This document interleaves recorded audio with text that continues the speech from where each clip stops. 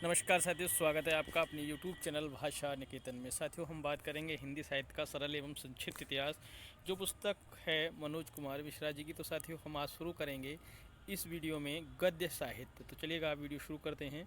तो देखते हैं साथियों, गद्य साहित्य का पहला बिंदु क्या है। गद्य संस्कृत की गद धातु से निष्पन्न माना जाता है और जिसका शाब्दिक अर्थ होता है स्पष्ट करना। गद्यम कविनाम निक्षम बदंती। इस उक्ति के अनुसार गद्य काव्य को ही कवियों की कसौटी माना जाता है। गद्य साहित्य भी काव्य का ही एक मुख्य भेद है। काव्य के मुख्यतः निम्न तीन भेद माने जाते हैं: पद्य काव्य, गद्य काव्य और चंपू काव्य। गद्य पद्य मिश्रित रचना। गद्य काव्य के भी मुख्यतः निम्न दो भेद कर दिए जाते हैं: कथा और आख्यायिका। कथा किसी लेखक के द्वारा अपनी कल्पना के आधार पर रचा गया गद्य काव्य कथा कहलाता है। आख्यायिका क्या होती है, देखते हैं। आख्यायिका किसी लेखक के द्वारा ऐतिहासिक वृत्तांतों या घटनाओं के आधार पर रचा गया गद्य काव्य आख्यायिका कहलाता है। अब हम देखते हैं अग्निपुराण। अग्निपुराण में गद्य के 5 भेद बताए गए हैं। कथा, इसमें कथाकार श्लोकों में संक्षेप में अपने वंश का वर्णन करता है। प्रमुख उद्देश्य की सिद्धि के लिए वह अन्य कथानक आ सकते हैं। इसमें परिच्छेद नहीं होते हैं। खंड कथा, जिस कथा में बीच बीच में चतुष्पदी श्लोकों का प्रयोग होता है या हो। नायक, राज्यमंत्री, व्यापारी या ब्राह्मण, करुण रस या चारों प्रकार के विप्लव श्रृंगार का वर्णन हो, वहाँ खंड कथा होती है। परिकथा क्या है, इसके लक्षण भी खंड कथा के समान होते हैं। इसमें कथा और आख्यायिका दोनों ही विशेषताओं का सम्मिश्रण रहता है। आख्यायिका, इसमें विस्तार पूर्वक गद्य में कर्ता की वंश की प्रशंसा की जाती है। इसमें कन्याहरण, संग्राम, विपत्ति आदि का वर्णन होता है। इसका परिच्छेद उच्छ्वास कहलाता है। इसमें अल्प समास वाले सरल या कहें तो चूणक या कहीं कहीं पद्य का भी प्रयोग होता है। कथानिका क्या है, इसके आदि में भयानक रस, मध्य में करुण रस एवं अंत में अद्भुत रस होता है। इसकी प्रकृति संकीर्ण होती है। कैसी होती है? संकीर्ण होती है। अब बात करेंगे आधुनिक हिंदी गद्य साहित्य का काल विभाजन। आधुनिक हिंदी गद्य साहित्य को मुख्यतः निम्न कालखंडों में विभाजित किया गया है। पहला है भारतेंद्र युग या अभ्युत्थान काल, विक्रमी संवत 1900 से विक्रमी संवत 1950, या ईस्वी में कहें तो 1843 ईस्वी से 1893 ईस्वी तक। दूसरा है द्विवेदी युग या परिष्कार काल, विक्रमी संवत 1950 से विक्रमी संवत 1975 अथवा 1893 ईस्वी से 1918 ईस्वी। छायावादी युग का उत्कर्ष काल, विक्रमी संवत 1975 से विक्रमी संवत 1995 अथवा 1918 ईस्वी से 1938 ईस्वी। अद्यतन युग का वर्तमान काल, विक्रमी संवत 1995 से अब तक अथवा 1938 ईस्वी से अब तक। अब सबसे पहले हम देखेंगे, पहला हमारा है भारतेंद्र युग के पूर्व का हिंदी गद्य साहित्य। हिंदी साहित्य में गद्य लेखन की वास्तविक शुरुआत भारतेंद्र युग 1850 से हुई मानी जाती है। इससे पूर्व भी अनेक लेखकों द्वारा गद्य रचना कार्य किया गया था, जिसे हम हिंदी का प्रारंभिक या गद्य काल कहते हैं। भाषा की दृष्टि से प्रारंभिक गद्य साहित्य को भी 4 भागों में विभक्त किया गया है। देखते हैं, इसमें है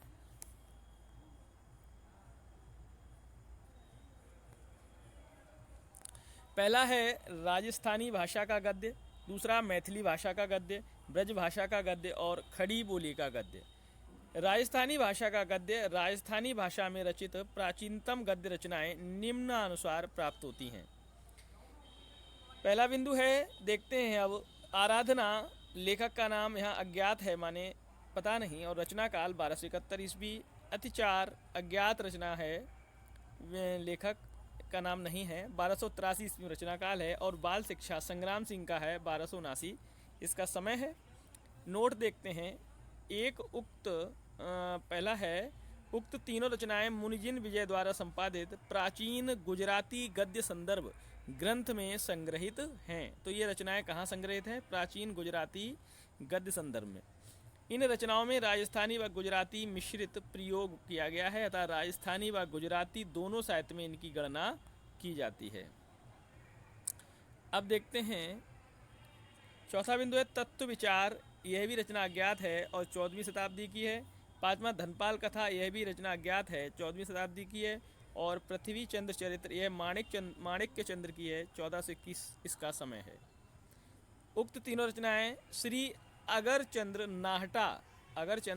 नाहटा द्वारा प्रकाशित राजस्थान भारती में संकलित की गई है। अब देखते हैं अगला बिंदु है राजस्थानी गद्य साहित्य की कथाएं।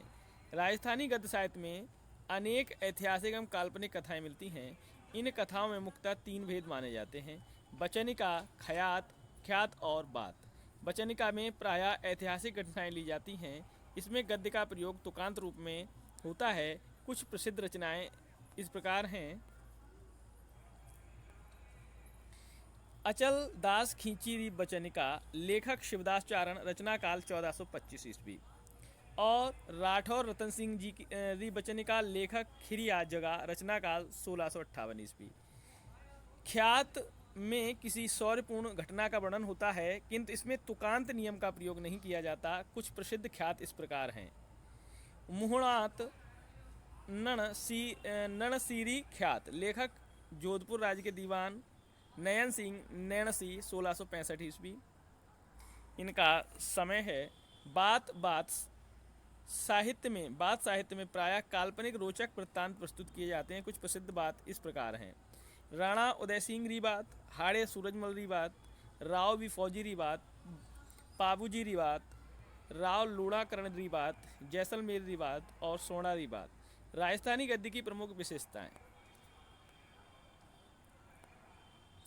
राजस्थानी का अधिकांश गद्य साहित्य जैन मंदिरों अथवा राजपूत नरेशों का आश्रय में रचा गया है।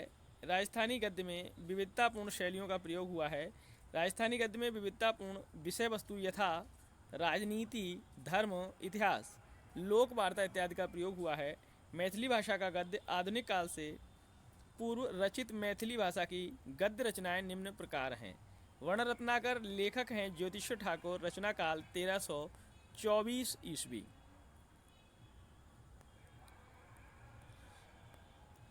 नोट है, यह रचना मूलतः भारतीय काव्यशास्त्र, कला शास्त्र एवं ज्ञान विज्ञान का कोश। इसमें विभिन्न विषयों में संबंधित वस्तुओं की सूचियां प्रस्तुत की गई हैं। इसका विभाजन निम्न 7 अध्यायों में किया गया है: नगर वर्णन, नायक वर्णन, आस्थान वर्णन, ऋतु वर्णन, प्रयाणक वर्णन, भट्टादि वर्णन और कला वर्णन। कीर्तिलता है विद्यापति ठाकुर, जन्मकाल 1360 और मृत्युकाल 1448 ईस्वी। कीर्ति पताका विद्यापति ठाकुर। कीर्तिलता गद्य पद्य मिश्रित ऐतिहासिक काव्य है। इसमें कवि ने अपने आश्रयदाता कीर्ति सिंह के युद्ध की एक घटना का वर्णन किया है। इसका विभाजन 4 पल्लवों में किया गया है। इसमें अवहट्ट भाषा का प्रयोग हुआ है। इस संबंध में स्वयं कवि ने लिखा है: देसिल बाना सब जन मिठा, ता तैसन जपाऊं अवहट्ठा। अर्थात देसी वचन सब लोगों को मीठा लगता है, इसलिए वैसे ही अवहट्ट में लिखता हूँ। कीर्ति लता में पद्य भाग की अपेक्षा गद्य भाग की भाषा अधिक आधुनिक और व्यवहारिक विकसित है। कीर्ति पताका रचना में महाराज शिव सिंह की वीरता का वर्णन किया गया है। यह रचना खंडित एवं अशुद्ध प्राप्त होती है, शुद्ध कृति प्राप्त होती है। विशेष तथ्य क्या है? इनके अतिरिक्त आसाम के आचार्य शंकर देव 1449 से 1558 ईस्वी, माधव देव 1489 से 1596 ईस्वी, गोपाल देव, रामचरण ठाकुर आदि ने मैथिली भाषा में भी गद्य रचनाएं की। ब्रज भाषा का गद्य। आधुनिक काल से पूर्व रचित ब्रज भाषा के गद्य को मुख्यतः निम्न 3 श्रेणियों में वर्गीकृत किया गया: मौलिक ग्रंथ, टीकाओं के रूप में रचित ग्रंथ और अनूदित ग्रंथ। मौलिक ग्रंथों में बात करेंगे तो गुरु गोरखनाथ द्वारा है 14वीं शताब्दी का कौन कौन सा गोरख सार, और गोरख सार द्वारा गोस्वामी विठलनाथ 1515 से 1545 में श्रृंगार रसमंडन, यवनाष्टक और नवरत्न सटीक।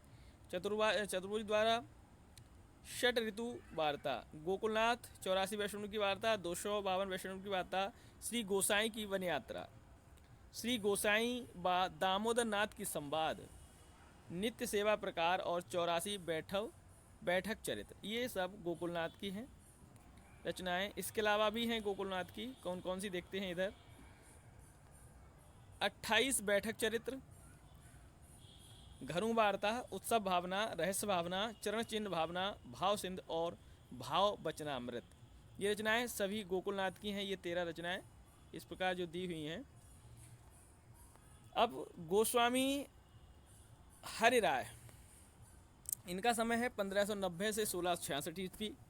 श्री आचार्य महाप्रभुन की द्वादश निज यात्रा, श्री आचार्य महाप्रभुन के 84 वैष्णवन की वार्ता, गोसाई जी के स्वरूप के चिंतन का भाव, कृष्णावतार स्वरूप निर्णय, सातों स्वरूप की भावना, भाव बरसोत्सव, द्वादश निकुंज की भावना, 56 भोग की भावना। अन्य लेखक गोविंद दास ब्राह्मण वार्ता, ब्रजभूषण 17वीं सदी। अब देखते हैं इनकी रचनाएं हैं। ब्रजभूषण की नित्य विनोद, नीति विनोद, श्री महाप्रभु जी द्वारा गोसाई जी का चरित्र और श्री द्वारिकाधीश जी की प्राकाट्य वार्ता। श्री द्वारिका जी वाले 19वीं सदी की देखते हैं।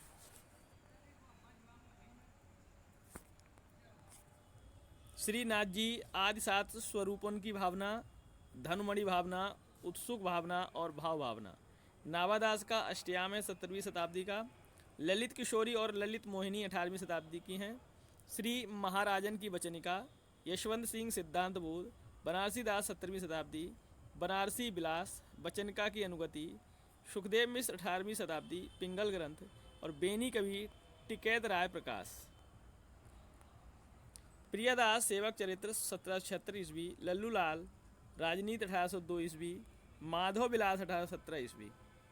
बख्शी समन सिंह पिंगल का विभूषण रचना है 1822 ईस्वी की। व्यास शकुन विचार 18वीं शताब्दी रचना है। वैष्णवदास भक्तमाल प्रसंग 18वीं शताब्दी की रचना है। इसके अलावा रचनाएं हैं मीन राज प्रधान की हरतालिका कथा 18वीं शताब्दी की है। कवि महेश का हमीर रासो 18वीं शताब्दी। बैकुंठ मणि शुक्ल का 1623 की ईस्वी के हैं। रचना है अगहन महात्म्य और वैशाख महात्म्य।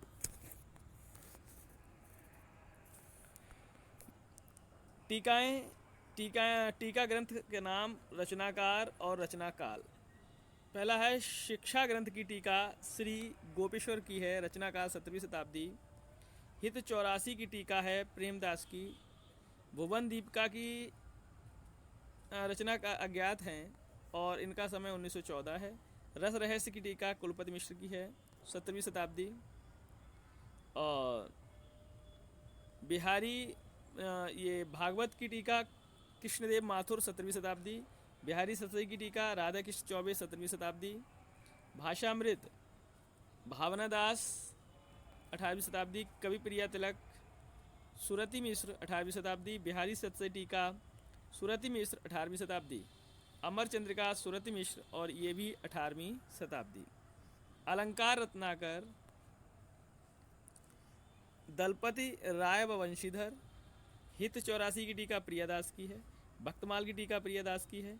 बिहारी सतसई की टीका रघुनाथ की है और रामचंद्र की टीका जानकी प्रसाद की है।